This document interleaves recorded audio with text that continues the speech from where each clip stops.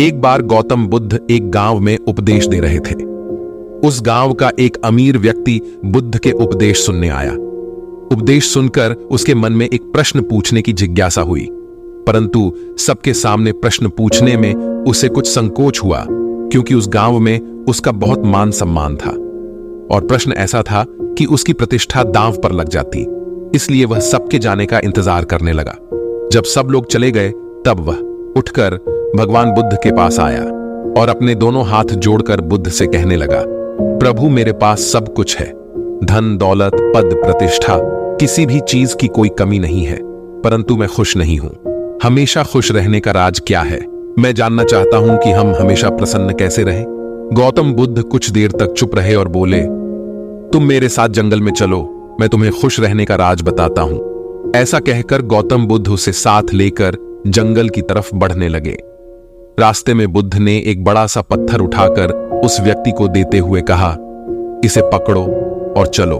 वह व्यक्ति पत्थर उठाकर चलने लगा। कुछ समय बाद उस व्यक्ति के हाथ में दर्द होने लगा, लेकिन वह चुप रहा और चलता रहा।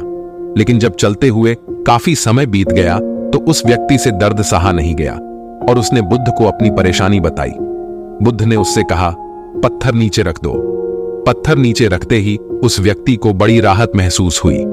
तब बुद्ध ने समझाया, यही खुश रहने का राज है। जिस तरह इस पत्थर को कुछ देर तक हाथ में रखने पर थोड़ा सा दर्द, 2 घंटे तक रखने पर थोड़ा सा और ज्यादा दर्द और काफी समय तक उठाए रखने पर तेज दर्द होता है, उसी तरह दुखों के बोझ को हम जितने ज्यादा समय तक अपने कंधों पर उठाए रखेंगे उतने ही ज्यादा दुखी और उदास रहेंगे। यह हम पर निर्भर करता है कि हम दुखों के बोझ को कुछ पल तक उठाए रखना चाहते हैं या जिंदगी भर। अगर खुश रहने की इच्छा हो तो दुख रूपी पत्थर को जल्द से जल्द नीचे रखना होगा। अगर संभव हो तो उसे उठाने से ही बचना होगा।